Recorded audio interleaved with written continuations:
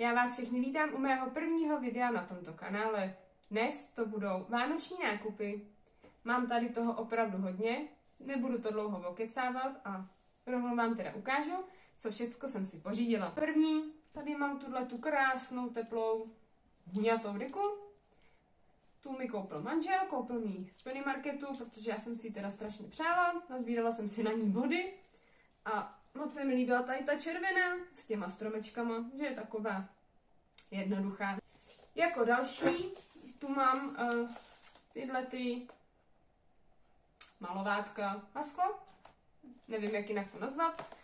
To jsem teda nekupovala já, to poslala babi z Německa klukům. A v každém balení jsou dvě fixy, tady v tom je konkrétně zlatá a bílá, tady v tom je stříbrná a bílá. A uvnitř jsou vlastně ještě i jako šablonky, díky kterým vy vlastně vytvoříte ten obrázek na to okno. Tadyhle jsou takovýhle šablonky, doufám, že to vidíte. A v tom druhém jsou teda takovýhle šablonky. Pro další věc tu mám ten tác. Letos z toho chci udělat adventní svícen. Takže můžu říkat věnec, protože věnec je kulatý, že jo? Ale adventní svícen. Mám tady ještě k tomu nějaké věci, co do toho teda přijdou, ty vám ukážu potom později. Takže plánuju to prostě nazdobit, že do toho dám chvojí, nějaký ozdůbky, možná letos, že bych tam provlíkla i světýlka, aby svítil. Tenhle podnos je teda konkrétně z Kiku, cenu už si nepamatuju, myslím, že byl něco okolo 160, nevím opravdu. Už ho tu mám nějakou další dobu, co jsem ho kupovala, takže netuším. Potom tu mám teda takhle samolepky na okna, ty jsou, myslím, taky z Penny Marketu, stály asi 30 korun. Ty, co už tu mám jako z loňských let, tak se odlupujou, takže byla potřeba si pořídit nový a tady ty se mi líbí. Vždycky líbí, když tam jsou ty domečky zasněžený a vesničky, já si i dělám vlastně vesničku. Tak. Tu mám tenhle ten stromeček, tak tenhle ten přijde zrovna do vesničky. Ten jsem kupovala v Albertu, nějaký ty výprodejový sekci jsem ho tam našla. Jako další tu mám adventní kalendář, tohle je teda konkrétně můj adventní kalendář, je vlastně s beauty dárkama, takže tam tady koukám, že tam bude něco na tvář, něco na oči a tak, prostě necháme se překvapit, už se těším, až si ho budu vybalovat. Je můj první adventní kalendář, takový vždycky jsem měla čokoládový a letos jsem chtěla nějaký kosmetický, tak jsem si koupila ten Actionu. Kupovala v Pepku takovou tu poličku, jak si do ní můžete dávat ty hrnečky. Prostě viděla jsem to všude na internetu, tak jsem říkala, že se mi to hrozně líbí. Navíc na lince jsem zrovna měla takový vhodný místo, kam se to dalo dát, takže jsem si ji pořídila. Podzimních hrnečků teda tolika nemám, takže jsem zbytek vyplnila dekoracema. No ale říkala jsem si, že na ty Vánoce, tak bych to chtěla mít teda plný těma vánočníma hrnečkama. No ale samozřejmě taky tady mám asi 3 vánoční hrnečky, takže byla potřeba si nějaký nový koupit. Takže tady mám takovejhle, ten je z Pepka, je na něm napsáno Merry Christmas. Další, tu mám takovýhleho Santu, ten je z Jisku. Tenhle ten s perníčkama a má hrozně krásný to ouško ve tvaru stromečku, ten je z Actionu. A potom tu mám takovýhle, na kterým je teda napsáno Let It Snow a ten je ze Sinsay. Tohle ten talíř, na kterým je napsáno Let It Snow a má tady takovýhle stromečky, ten je ze Sinsay a strašně se mi líbil a už jsem prostě viděla, jak je na něm položen to vánoční cukroví a jak je na tom stole. Dál tu mám 6 kusů pro stírání, je to vlastně takováhle jakoby vločka a chci to na stůl na štědrovečerní večeři, jelikož je nás teda u stolu 6, tak proto 6 kousků. Jako další tu mám povlaky na polštářky. Mám tady 2, takový červený, to jsou vlastně takovýhle jakoby uší polštářky, ty já jsem si teda ušila a potřebovala jsem právě na to povlaky, takže jsem scháněla, tenhle je takový červený a má tam stříbrný detail a ten stříbrný detail vlastně tvoří vločky. Potom tu mám bílej se stromečkama, na kterým je napsáno Merry Christmas. No a pak tu mám 4 takovýhle polštářky, jo, jinak ty červený polštářky myslím, že jsou ze Sinsay a ten bílej je ze Sheinu. Pak tam mám teda 4 tyhlety, ty jsou z Temu. Byly vlastně takhle v sadě po těch 4, takže první je takhle s autíčkem. Druhý je se stromečkama. Je s nápisem Hello Winter. A čtvrtý je takhle a má tam nápis Merry Christmas. Jako další tu mám tuhle svíčku. Tu jsem koupila v DMku, byla v té výprodejové části. Stála teda 43 korun po slevě a hrozně se mi líbila, jak jsou na ní ty stromečky a mám v plánu si ji dát na svícen, který budu mít na konferenčním stolku.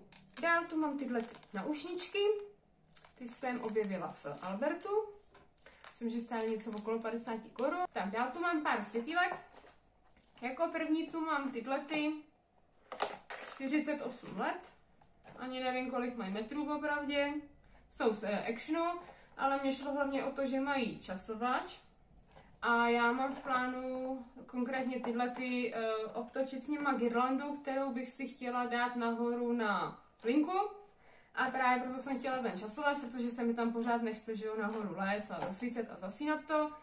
Další s časovačem tu mám tyhlety, to je takovej ten klasický drátek a ty chci na věnec, který budu dávat ven na dveře, protože tam taky, že jo, nechci furt chodit a co jsem tam měla ty předchozí roky světýlka, tak vlastně svítily non-stop. Občas ráno, když jsem šla vyprovodit děti do školy nebo do práce, tak jsem to zhasla a večer jsem to zase zapla, ale popravdě nedělala jsem to tak často, takže ty baterky v tom se vybíjely a musela jsem je často měnit, takže jsem chtěla nějaký s časovačem a tyhle ty ho mají. No a potom úplně obyčejný klasický bez časovače, to jsou tyhle ty, taky ten klasický drátek a ty vlastně chci na girlandu, kterou budu obtáčet okolo zábradlí na schodišti a tam vlastně časovač nepotřebuju, protože tam, když jdu okolo, tak to rozsvítím a zase zhasnu. Já jsem si pořídila úplně takovou nezajímavou obyčejnou věc, ale sítko na čaj. Co bych tomu dodat, myslím sítko na čaj. Jsem si koupila tadyhle ty vykrajovátka. Asi to použiju na perníčky, možná něco i na linecký, jenom jako co se týče těch tvarů. Na perníčky bych letos ráda zkusila, nikdy jsem to teda ještě nedělala, vždycky jsem udělala jenom ten tvar a pak jsem to zdobila podle vlastní fantazie. Poslední roky, takže jsem to jenom podcákala, ale v pohodě. Letos bych právě chtěla zkusit vyrazit ty tvary a potom to zdobit podle toho obrysu, tak budu doufat, že se perníčky nenafouknou moc a ten tvar, teda ne tvar, ten vzor tam bude vidět a budu to moc teda podle toho zdobit. Další svíčky, co tu mám, jsou tyhle ty dlouhý a ty vlastně bych chtěla použít na stůl na Štědrý den. Mám tady na to z Temu právě svícínky. Mám v hlavě nějakou vizi, jak bych chtěla, aby to vypadalo. Vůbec nevím, snad to dopadne podle mých představ. Jinak konkrétně teda tyhle ty svíčky jsou z Actionu. Tu mám zrovna právě ty zmiňované svícny. Jsou takhle v měděné barvě, mají 3 velikosti a já bych je právě chtěla nějak rozprostřít na ten stůl, tu nejvyšší asi doprostřed, ty menší potom okolo, do toho dát právě ty vysoké svíčky a ještě to protvlíknout girlandou, kterou tu taky mám a nějak to prostě ještě nazdobit. Každopádně teda tyhle ty svícny jsou z Temu. Jako další tu mám tu chaloupku, ta je z Actionu, tady máte vlastně jak vypadá a je to chaloupka na Františky.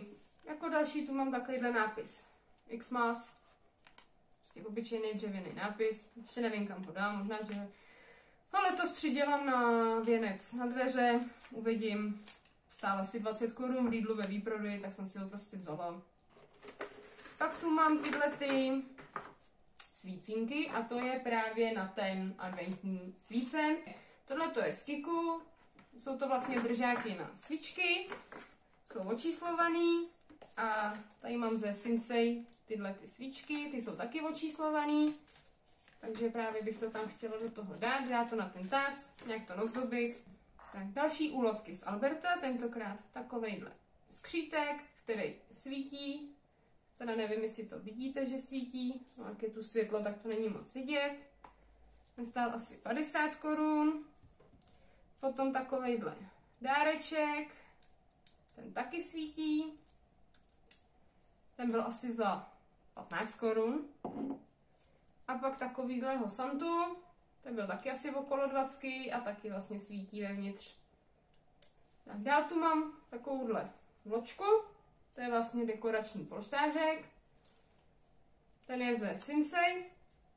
Ještě teda nevím, kam ho dám, jestli ho nechám tady v ložnici, protože mám i nový povlečení vánoční, tak jestli jako dekoraci tam, anebo jestli ho dám na gauč. To se ještě rozmyslím, až budu zdobit. Ze Sinsay takovejhle věnec, úplně prostě obyčejnej, jenom čistě takhle nadekorovaný červenou mašlí a ten bych ráda pověsila na digestoř, ne na digestoř, na komín od digestoře v kuchyni. První hrneček tady toho hólu, tak je taky ze Sinsay a je to takovejhle krásný zelený. Se těším, až si je tam všechny vyskládám do té poličky a budu je tam mít, ale myslím si, že ještě možná nějaký asi 2 hrnečky musím dokoupit, abych to měla plný. A jdeme do finále, mám tu poslední 3 kousky. První takový nezajímavý kousek, to je z Temu. Je to taková ta řezačka na balící papír. Já vždycky, když ten papír střihám, když balím dárky, tak to mám křivý, tak doufám, že letos to díky tu té řezačce budu mít rovný. A poslední 2 kousky, které tu mám, jsou tyhle ty girlandy. První girlanda, tahle tata je teda z Temu a ráda bych ji měla na stole. Na Štědrý den. Jak jsem říkala, mám tam ty svícínky, takže ráda bych tam dala tu girlandu. Nějaký teda ještě dozdobila, protože je taková jako, no, chudá. Není to žádná jako bohatá girlanda, ale za těch pár korun z toho Temu si myslím, že službu udělá. Asi možná i taky obmotám světýlkama, dám tam nějaký ozdůbky. No a pak tu mám tuhletu girlandu teda. Tady vlastně na obrázku, jak by měla vypadat. Je teda 270 cm dlouhá a to je girlanda, kterou chci dát na horu na linku. Obmotat těma světýlkama, čistě jenom prostě girlanda a světýlka. Tam asi jako nemá smysl to nějak dozdobovat. Jenom prostě chci, aby se tam hezky svítilo. No a to už je teda z vánočních nákupů všechno. Já doufám, že jsem vás něčím třeba trošku inspirovala. Se vám video aspoň trošku líbilo, že jsem vás moc nenudila, protože je to prostě moje první video. Takhle jsem ještě jako nikdy nenatáčela. Ale už dlouho jsem to chtěla zkusit a kdo jste si vlastně čet můj popisek, nebo i když nečet, tak to tady jasně můžu říct. Léčím se s onkologickým onemocněním a prostě trošku jsem přehodnotila svůj život a říkala jsem si, že prostě na čase zkusit věci, které jsem vždycky zkusit chtěla. A zrovna jednou z nich bylo prostě tady natáčení na YouTube. Hrozně mě baví sledovat ostatní youtuberky, samozřejmě to už jsou profíci a dej jim to. Já jsem začátečník, takže mě to bude trvat, než se do toho dostanu.